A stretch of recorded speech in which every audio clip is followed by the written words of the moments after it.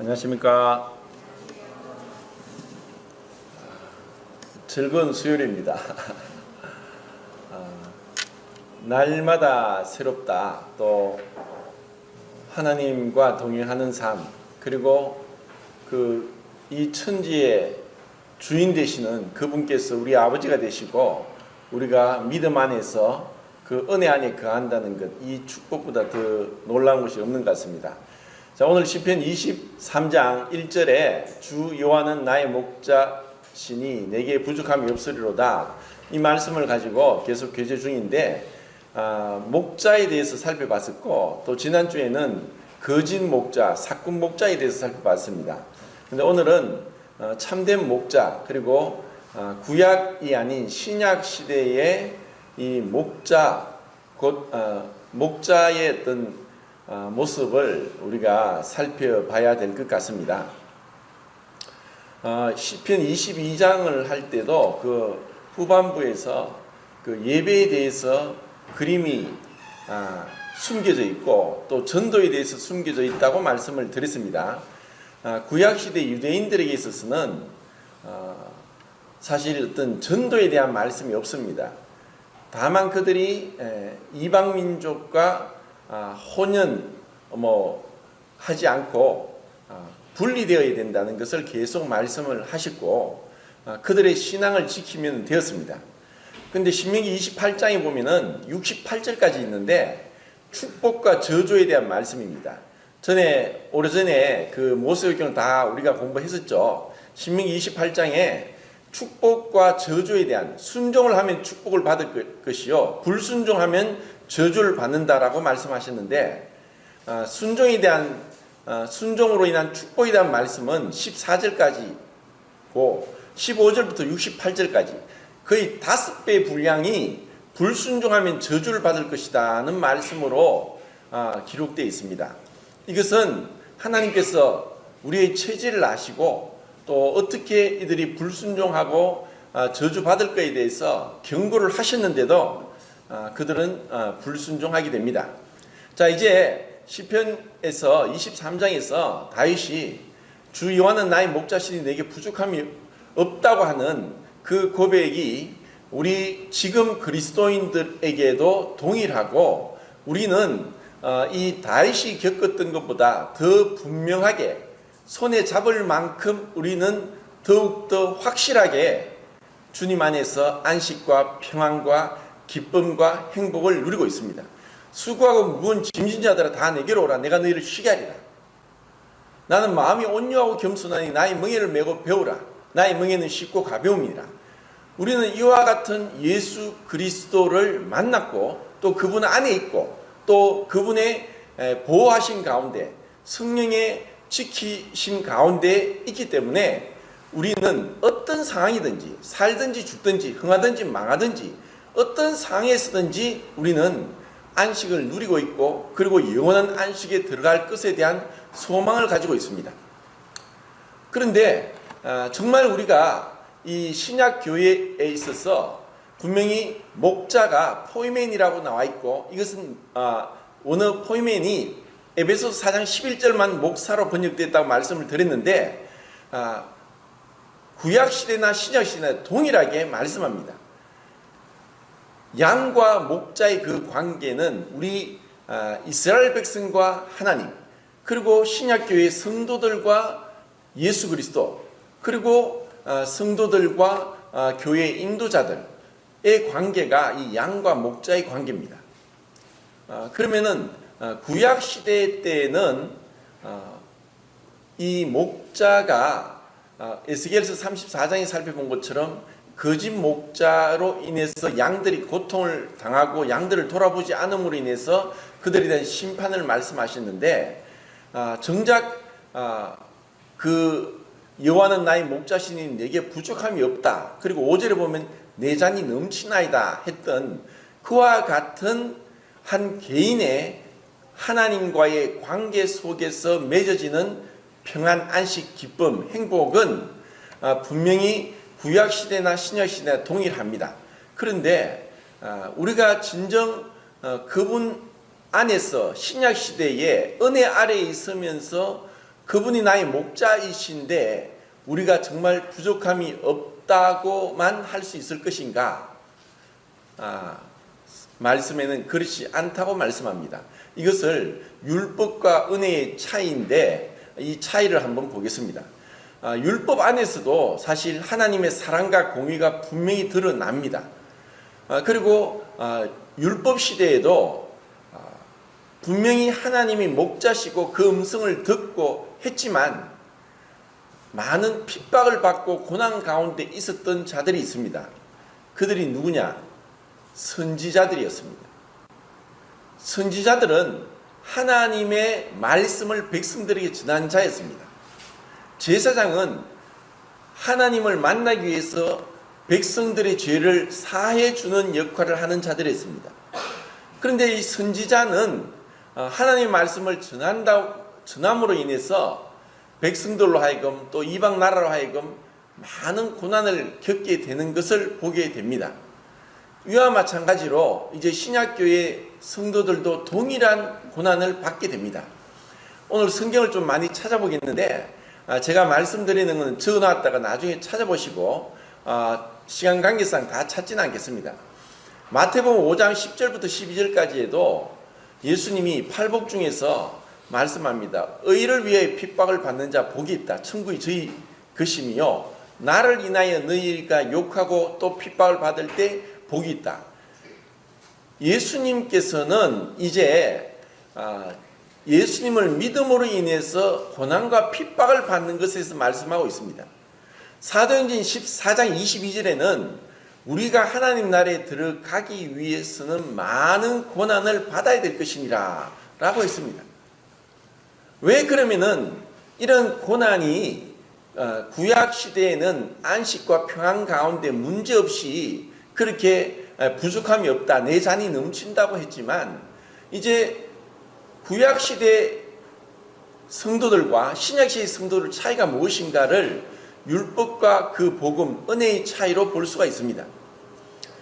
율법 아래에 있어서는 그들이 그냥 자신들의 믿음을 지켰으면 됩니다. 순종하면 복을 받습니다. 그리고 이스라엘 백성들에게 끊임없이 하신 말씀은 너희들이 순종하면은 이 땅에서 복을 받을 것이다. 이 땅과 계속 연관이 됩니다. 그것은 에덴 동산에서 아담이 범죄함으로 땅이 너로 인하여 저주를 받았고 그 땅이 가시와 은근키를 내게 된다 했었는데 가죽옷을 지어 입히시고 그리고 하나님께서 아브라함을 부르시고 땅에 대한 약속을 계속합니다. 이것은 이스라엘 백성들에게 이 땅에 속한 성도, 땅에 속한 하나님의 백성으로 부르실 것에 대한 명확한 그림입니다. 그리고 이와 같이 아브라함에게 약속했던 그 땅에 대한 약속은 문자적으로 성취됩니다. 그것이 바로 천년왕국입니다. 이것은 이스라엘에게 한 약속을 지키기 위해서 땅에 대한 천년 동안의 왕국을 허락하시는 것입니다. 그런데 은혜 아래 있는 복음 시대에 있는 우리 그리스도인들에게 있어서는 앞으로 찾아볼 말씀들을 몇 군데만 찾아보더라도 구약 백성 이스라엘과는 판이하게 다른 것을 볼 수 있습니다. 마태복음 5장에서도 그리고 사도행전 14장 22절에서도 고난에 대해서 말씀하는 거예요. 자, 이것을 또 찾아보겠는데 어디를 찾아보냐면은 빌립보서 1장 29절 보겠습니다.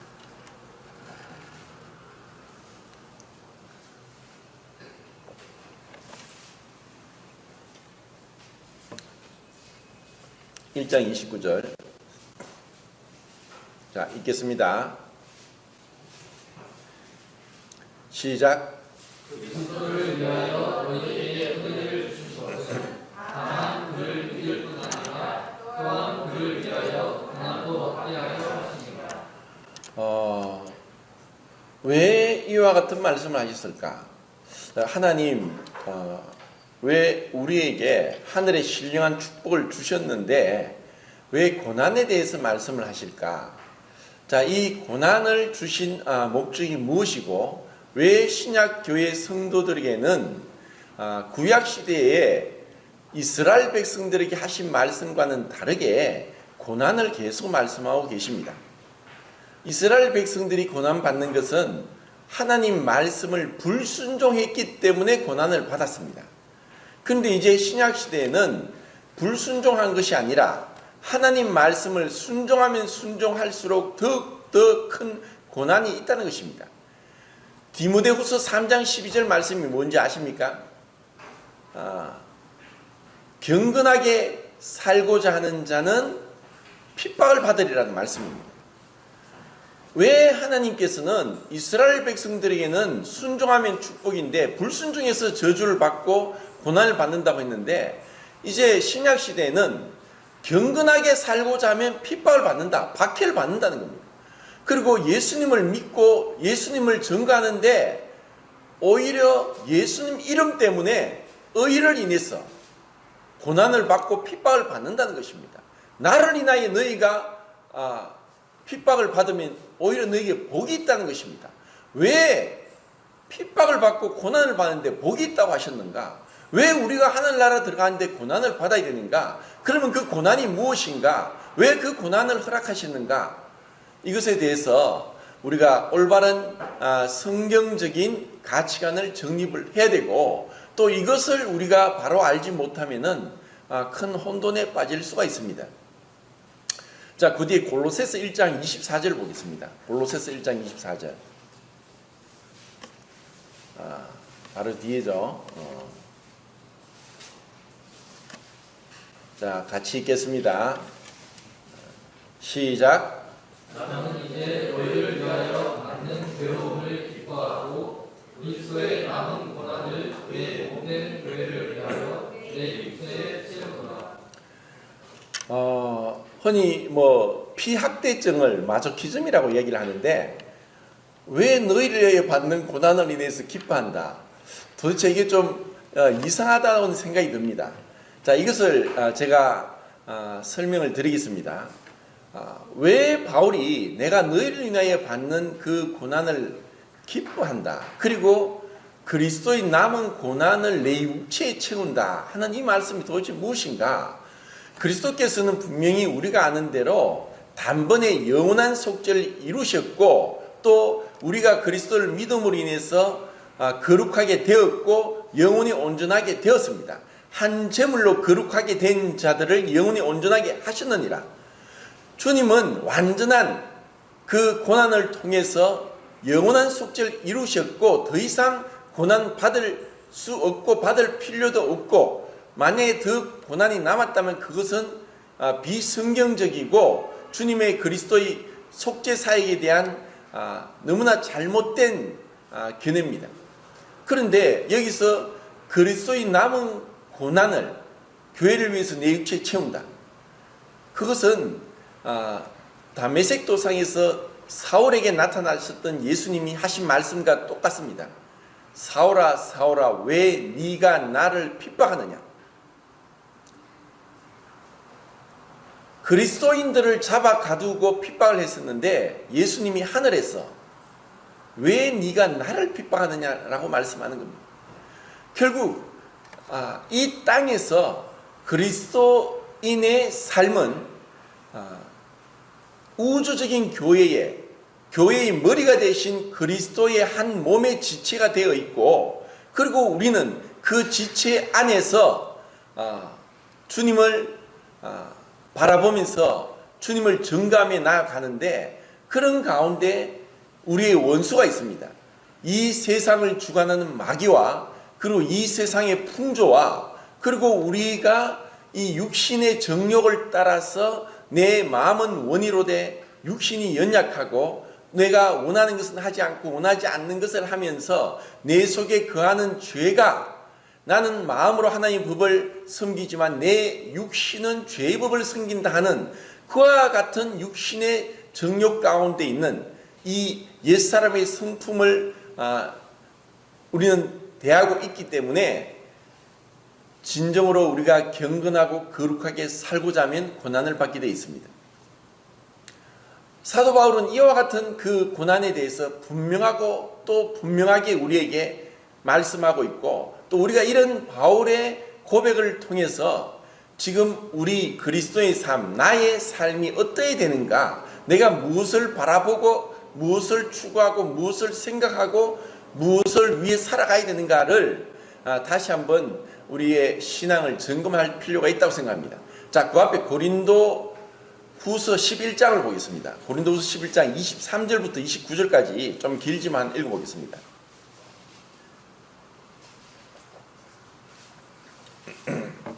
고린도후서 11장 23절부터 29절까지입니다.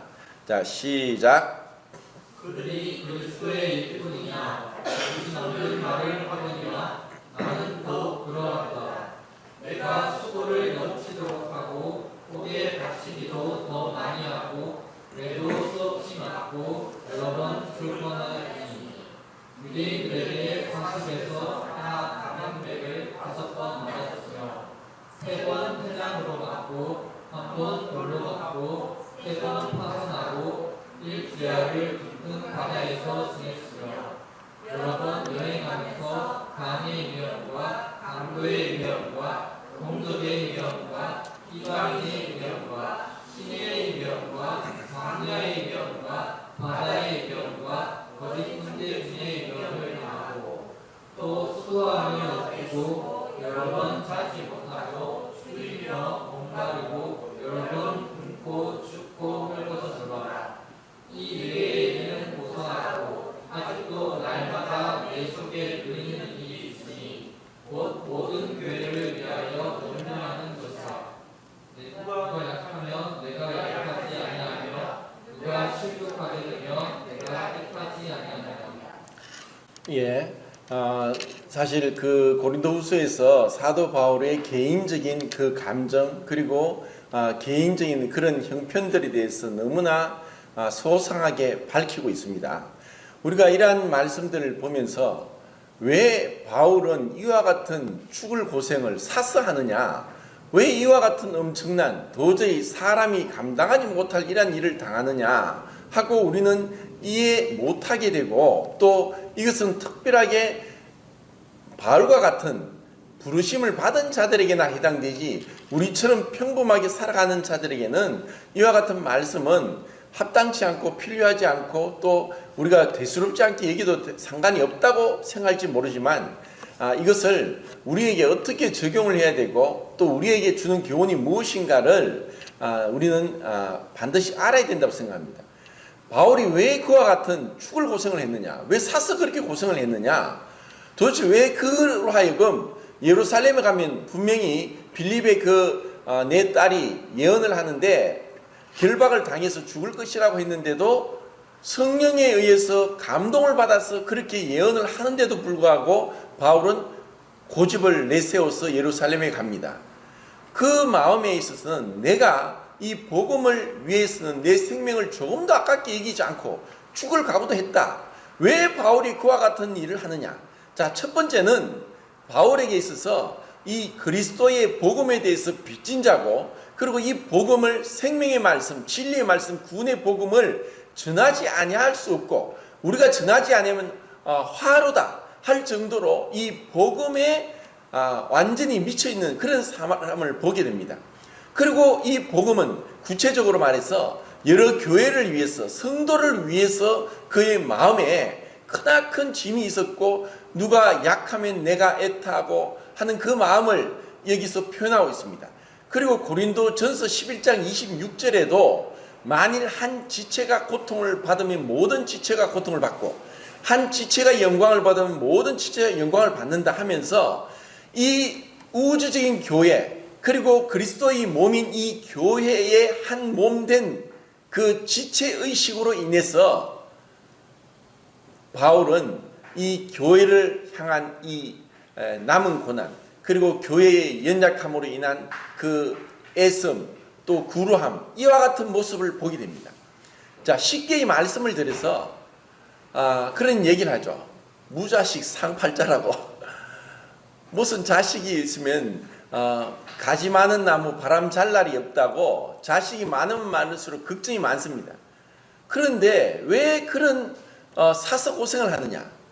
이것은 그만한 고생도 있고 또 지금 뭐 규식인자나 영은 자매가 예품을 키운다고 뭐 잠도 못 자고 또 뭐 우르제끼고 또 기저귀 갈아줘야 씻겨줘야 되고 먹여줘야 되고 정말 하나하나 돌봐해 주는 것이 많은 우리의 돌봄과 섬김과 사랑과 인내와 수고 이러한 것들이 있음으로 인해서 한 영혼이 예풍이가 건강하고 하나님의 은혜를 알고 사랑 가운데 믿음으로 자라가기 위해서 부모의 그 수고는 결코 헛된 것이 아니라 값진 것이고 보람찬 것이고 기쁨이 되는 것입니다. 이와 마찬가지로 이제 영적으로 이 복음을 통해서 이 새로운 생명을 낳고 하나님을 알게 되고 하나님께 영광을 돌리고 그리고 죄인이 죄사함 받고 의인이 되고 그리고 세상에 속해서 온갖 더러운 것과 속된 것에 파묻혀 있는 자가 복음으로 인해서 존귀케 되고 은혜 가운데 건강하게 그리고 기쁨 가운데 하나님의 사랑 가운데 거하게 되는 것보다 더 큰 축복이 없다는 것입니다. 그리고 또 주일날 제가 말씀드린 것처럼 옛사람과 새사람 구원 받았다 할지라도 우리에게는 이 옛사람의 습성이 남아 있습니다. 그렇기 때문에 우리는 불완전하죠. 증인은 완전한 하나님의 사역인데 성화는 불완전합니다.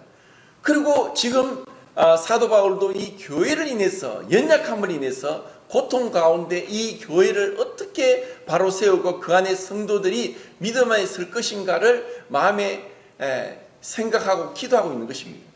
어제도 제가 한 자매님하고 교제를 하게 됐는데 눈물을 흘리면서 그 고통스러운 자신의 삶을 간증을 하는데 마음이 정말 무겁고 그리고 이 하나님의 은혜를 구원을 받았지만 몸된 교회에서 교회 성경에 나타난 교회 진리 가운데서 올바로 살지 못하고 이 복음이 단순히 죄사함 거듭남이 아니라 우리의 삶의 전적인 인격적인 변화와 그리스도를 담고 그리스도 안에서 이 누리는 하나님과의 친밀한 교제인데 그럼으로 인해서 가족이 그리고 주위 사람들에게 이 하나님의 평강의 하나님을 전가하는 그런 삶이 되어야 되는데 왜곡되게 축소되고 그리고 잘못된 편협된 복음으로 인해서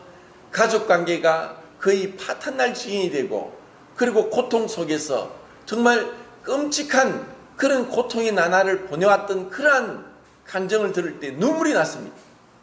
그게 아닌데 분명히 여기서 말하는 어떤 고난 여기서 말하는 어떤 그 외부적인 핍박이 아니라 분명히 우리가 경건하게 살고자 하면 핍박을 받는데 복음 때문에 핍박을 받았다 할지라도 믿음은 제가 누누이 말씀드린 것처럼 믿음의 덕의 지식을 지식의 절제를 절제의 인내를 인내의 경건의 형제 우애를 형제 우애의 사랑을 공급하라.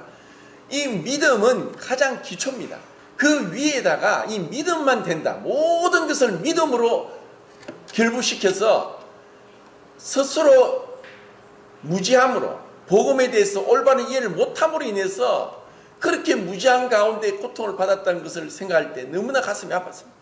그래서 말씀했습니다. 지금이라도 늦지 않았다. 이제 올바로 성경대로 주님을 바라보면서 이제 이 올바른 복음을 전하는 것. 복음이 오늘 아침에도 제가 말씀을 드렸듯이 뭐 아침 문자 큐티에서 보내드린 것처럼 복음을 말로만 하는 것이 복음이 아닙니다.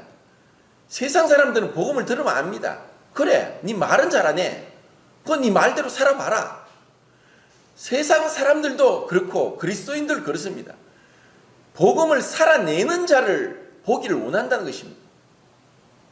진정한 복음은 뭡니까? 죽음입니다. 자아가 부인되는 겁니다. 자아가 부인되어야만 부활의 생명, 그리스도의 생명이 나타나는데 나는 죽지 않고 상대방을 죽이는 거예요. 이건 잘못된 복음입니다.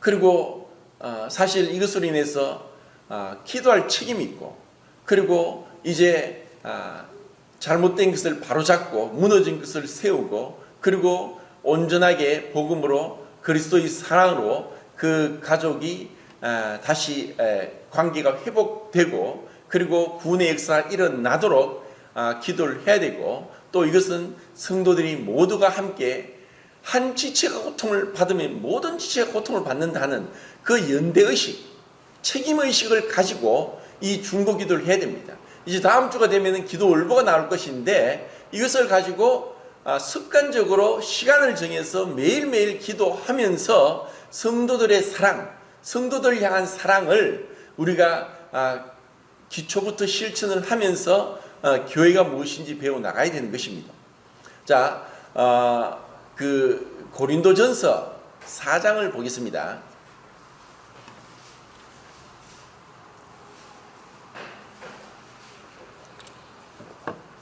4장 1절 읽겠습니다. 시작.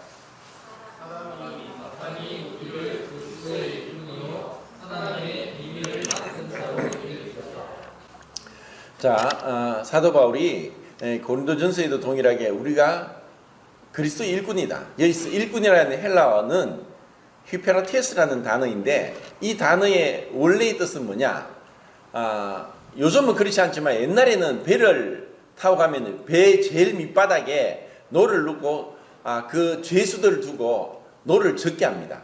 북을 치면은 빨리 치면은 노를 빨리 져야 되고 마치 이제 군함에는 그런 게 있죠. 뭐 배너란 영화를 보신 분 아시겠지만은 그 주다 배너 그 찰턴 헤스턴이 그 주다 배너로 주인공으로 나오면서 그 죄수로 발에 쇠고랑을 차고 죄수들이 도망 못 가게 하고 북을 빨리 치면은 노를 빨리 젓고 천천히 치면 또 노를 천천히 젓고 이렇게 하면서 그 군함의 그 장군이 시험을 합니다. 근데 찰턴 헤스턴은 그 분노에 이글거린 눈으로 끝까지 자기가 힘을 다해서 쓰러지지 않고 노를 저으면서 그러한 모습을 인해서 그 군함의 대장이 찰턴 헤스턴의 그 발에 있는 쇠고랑을 풀어줍니다. 그래서 나중에 이제 배가 파손되면서 장군을 구하게 되고 양자로 들어가게 되는 그러한 상황을 보셨을 겁니다. 휘페라테스라는 단어가 배 밑에서 노를 젓는 최하급의 노예를 얘기하는 것입니다. 바울이 여기서 왜 이런 휘페라테스라는 단어를 썼느냐? 그리스도의 일꾼이다. 마치 사도가 큰 벼슬이나 한 것처럼 오늘날 이와 같은 모습이 있습니다. 신약 성경에는 성직자와 평신도의 구분이 없습니다. 은사를 따라서 섬기는 것이지 또 이 은사를 가지고 있다고 해서 분명히 이제 문제는 있습니다. 교파교회는 너무나 이 성직자의 권위를 내세워서 성직자와 그 평신도의 성도의 사이를 멀어지게 했다면은 우리 모임은 이 성직자 아니라 뭐 은사를 가진 목회자의 권위를 너무 축소시켜서 뭐 똑같은 형제라 하면서 교회에서 권위가 세워지지 않아서 많은 문제가 일어나는 것들을 보게 됩니다. 근데 분명히 사도 바울은 이렇게 자신을 미천한 자다. 그렇지만 하나님의 복음의 비밀을 가진 자다. 그런데 이와 같은 자신이 어떠한 상황에 있는가를 이제 막 밝히고 있습니다. 9절부터 13절까지 읽어보겠습니다. 9절부터 13절까지. 시작. 내가 생각하는데 하나님이 사도인 우리를 죽이기로 작정된 자같이 그들의 뜻에 우리는 세계 곧 천사와 사람에게 능력거리가 되었노라. 우리는 그리스도 때문에 어리석으나 너희는 그리스도 안에서 지혜롭고 우리는 약하나 너희는 강하고 너희는 존귀하나 우리는 미천하여 바로 이 시간까지 우리가 줄이고 원하며 헐벗고 일하며 정서하고 또 수고하여 친히 손으로 일을 하며 모욕을 받은즉 축복하고 박해를 받은즉 참고 비방을 받은즉 동면하니 우리가 지금까지 세상에 이뤄온 것과 아무래 찌꺼기 같이 되었다. 그리스도의 일꾼이고 또 하나님의 비밀을 맡은 이런 하나님의 종에게 이렇게 끔찍한 고난을 하나님이 허락하십니다. 완전히 하나님이 이들을 외면한 것 같고 버린 것 같고 무관심한 것 같고 또 오히려 그들이 고난받는 것을 즐겨하시는 것 같은 착각을 일으킬 정도로 바울의 고난은 무지막지하게 우리의 상상을 초월합니다. 왜 그랬습니까? 무엇 때문에 그랬습니까? 자, 우리는 이 복음 안에 은혜 아래 성령의 시대에 있으면서 교회 안에서 참 이 올바른 이 신앙관을 가지지 못하면은 우리는 헛되고 또 후회하게 되고 그리고 부끄러운 구원을 받게 되는 것입니다. 처음에 제가 목회를 하면서 그 형제들이 사실 세상에서 있는 제대로 된 직업이 없었습니다. 힘든 노동을 하면서 그렇게 주간을 보냅니다. 그러니까 주일날 오면 예배 드리고 말씀 듣고 나면 구석구석에서 누워서 잡니다. 그걸 보면 안타깝죠. 그리고 뭐 길거리에서 노전도 하고 뭐 이렇게 너무 가난하니까 그냥 교회에서 그들이 예배는 드리고 말씀을 듣지만 그냥 시간만 나면은 자는 거예요. 그래서 계속 기도 제목이 그랬습니다. 하나님 제발 저들을 좀 축복해 주십시오. 좀 먹고 살게 해 주십시오. 좀 편안하게 해 주십시오. 이렇게 계속 그 기도 제목이었는데 사실 뭐 그런 것도 필요했지만 지금 제가 이렇게 말씀드리는 이와 같은 분명한 복음의 그 핵심을 제가 간과했고 이것을 가르치지 못했습니다. 그들이 육신적으로 편안하면은 믿음 안에서 성장을 하고 변화되고 복음을 위해 힘쓰느냐? 그렇지 않았습니다. 왜 하나님이 바울 사도를 좀 더 편안하게 하면서 오래 살게 하고 그렇게 복음을 전했으면 세계 복음화가 세계 선교가 더 앞당겨지지 않았을까 생각합니다. 하나님은 우리의 체질을 아십니다. 그리고 이렇게 고난 받는 것도 부족해서 하나님은 바울에게 육체의 가시를 허락했습니다. 하나님 도대체 왜 그러십니까? 너무하지 않습니까? 이것은 하나님이 우리 체질을 아시기 때문에 그리고 우리가 이 땅에서 너무 복되게 축복만 누리다가는 하나님 나라에서 부끄러움을 얻는다는 것입니다. 자, 시간이 다 됐는데 베드로전서 2장 21절 하고 몇 군데 찾아보고 마치겠습니다. 베드로전서 2장 21절 읽겠습니다. 시작.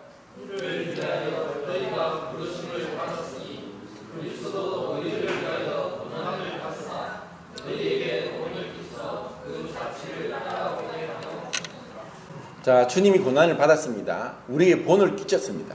우리가 그 길, 비아 돌로로사, 고난의 길, 십자가의 길, 그 길을 따라오게 한 것입니다. 자, 4장 12절부터 16절까지 또 한번 읽겠습니다. 4장 12절부터 16절까지 시작. 사랑하는 자들아, 너희를 연단하려고 오는 그 시험을 사람들이 당하는 것 같이 이상히 여기지 말고 오히려 너희가 그리스도의 고난에 참여하는 것으로 즐거워하라.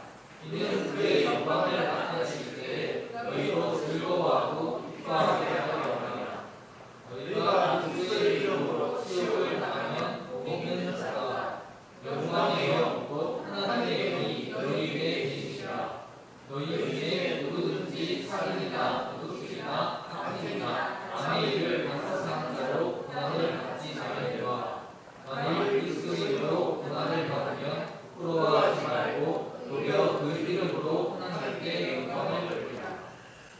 자, 이 고난을 통해서 하나님은 우리를 정결케 하고 점진적인 성화 가운데 거룩하게 하고 그리스도를 닮게 하고 우리 몸의 불순물을 제거합니다.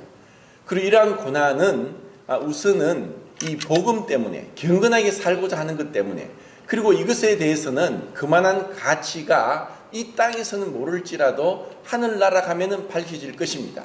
그래서 우리는 정말 이 고난 받기를 스스로 자처하는 것처럼 이 몸된 교회에 연약함이 많습니다. 돌아볼 영혼이 많고 기도할 게 많고 또 세상에도 복음을 들을 영혼들이 많습니다. 우리는 이 구남에 타고 있지 우리는 유람선에 타고 있는 자들이 아닙니다. 그냥 적당하게 내가 믿음을 가졌으니까 때가 되면 천국 가겠지가 아니라 주님의 뜻이 무엇입니까? 제가 이 땅에 남겨진 목적이 무엇입니까? 제가 지금 당장이라도 주님 나라 가고 싶습니다. 그런데 주님은 저를 통한 계획이 있을 것입니다. 목적이 있을 것입니다. 그 뜻이 있을 것입니다. 그것을 발견하는 겁니다. 그리고 그것이 우선은 내가 속한 내 주위에 가족들에게 또 교회 안에서 내 은사를 개발하고 또 이것을 통해서 성도들이 자라고 변화되고 유익을 얻고 도움을 얻고 이러한 모습들을 보기를 원하는 겁니다. 내가 너희를 위해 다시 해산하는 수고를 하느니 그리스도 형상이 너희에게 다시 새겨지길 원한다고 갈라디아 4장 19절입니까? 그렇게 바울이 고백했던 것처럼 이러한 것들을 통해서 주님은 한 가지를 통해서 여러 가지 목적을 이루는 것입니다.